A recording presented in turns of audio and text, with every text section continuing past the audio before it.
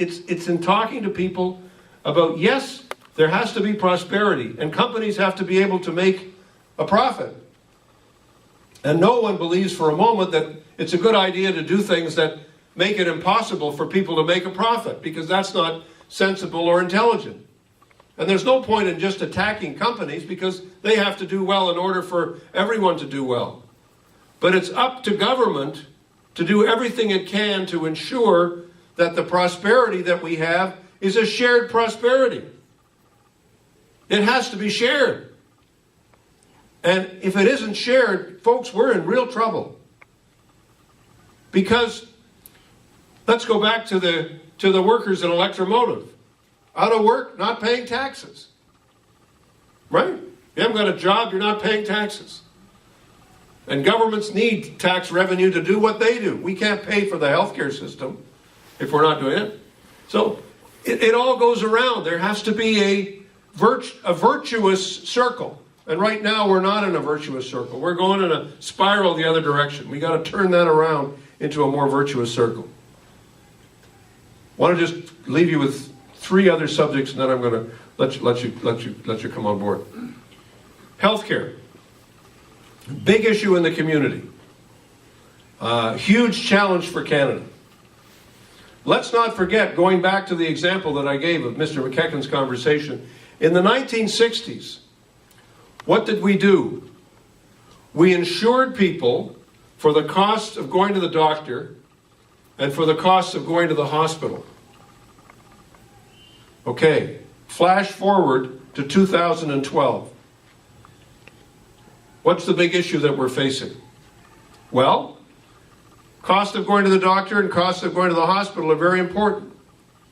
But the most rapidly growing expense in healthcare today is the cost of pharmaceutical drugs. Looking around the room, I'd say a lot of people in this room are on drugs right now. Crestor, anybody? Lipitor, anybody? A few out here. It's expensive. If you don't have a health care plan, it's expensive. And if you're left out, it's expensive. And we haven't got a national insurance plan for this. We don't have a national safety net for this, let alone an insurance plan. We don't have the safety net. So that's problem number 1. That's a big growing cost. When we brought in healthcare in they didn't have all the magic drugs they've got today. We have a big argument about how many of them work and don't work. We can all talk about that. But the fact is, it's there. Second big issue. Folks, we're getting older as a country. But the generation that we are today want to stay at home. They're not going to go to the hospital for long periods of time. You have a baby today, you go in, day next, you're out. Right? Yeah. When I was born, just a few years ago, 7 days, 8 days, right? So, but then the question becomes, well, who's there to support you at home? As we get older, who's there to support people who want to be at home? So we've created, the provincial government is doing these things now. We've got the CCACs, we've got the people who are trying to help people at home, we've got strategies to help people at home, hospitals are working on all this question. But we need to have a national approach. We need to have a national approach that says this. Yeah. The premiers last week said to the federal government, you can't just walk away from the table. Give us some money for innovation. Give us some reward for making change happen in the system. Mm-hmm. The federal government runs the 5th biggest healthcare system in the country. And it's probably the one that is the most challenged. Veterans, Aboriginal people, it's a very tough system for the federal government to run. It doesn't run it that well, to be honest with you. This is a big subject. Mr. Harper says, not my business. Provincial responsibility. I don't get involved in the details. Paul Martin negotiated for months and months and months to come up with the health accord in 2004. Mr. Harper sends Jim Flaherty into a meeting and says, tell them this is what they're getting. But it's a bigger subject than that. Healthcare is a real contract, a real partnership between governments and between people and their governments. So, you look at this and say, here's a whole approach that Liberals will have to take. Not that we're not aware of the cost, not that we think that it's a system that can continue to expand in its cost forever and ever without any attempts to control it. Not at all. When I was Premier, it was 32% of the budget. Chris, it's probably now 42, 43% of the provincial budget. And that's something we have to deal with. But the provinces have to be encouraged to innovate. We have to be able to do this as a partnership. We can't just leave the poorer provinces on their own and say, go ahead, do your best. We know what will happen when that happens.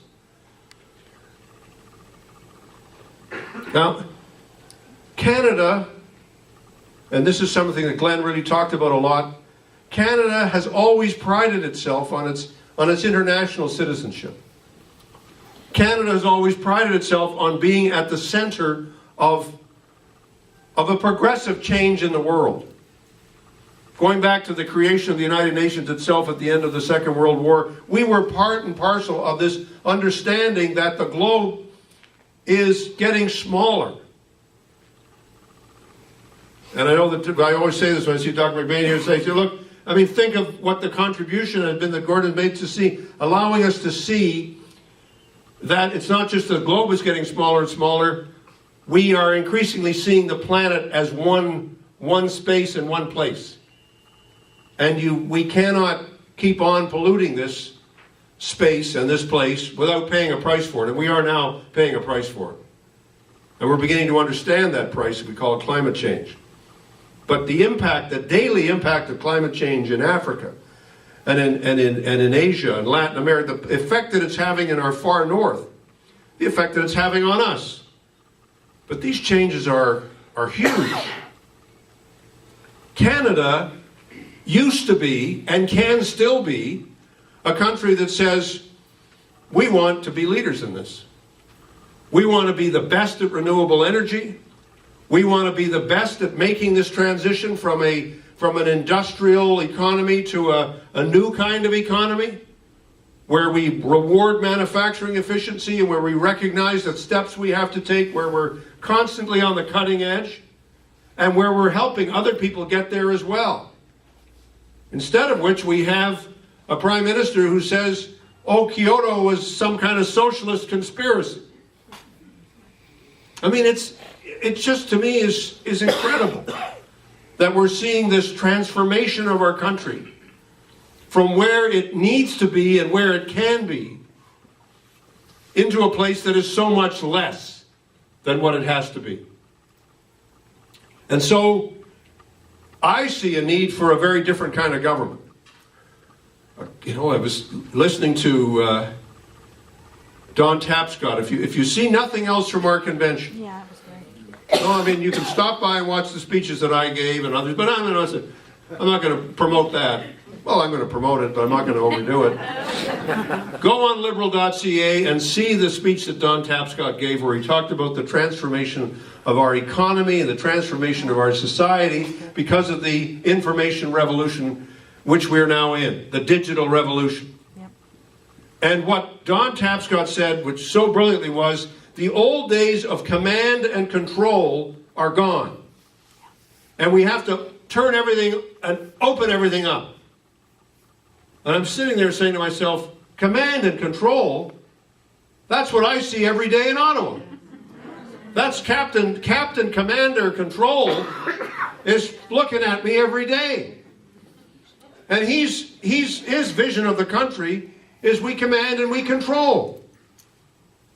So they appoint an environmental panel to look at this pipeline, which is going to go across northern British Columbia to the West Coast. Very delicate, very environmentally sensitive territory, and take the oil from the oil sands and then have huge super tankers come onto that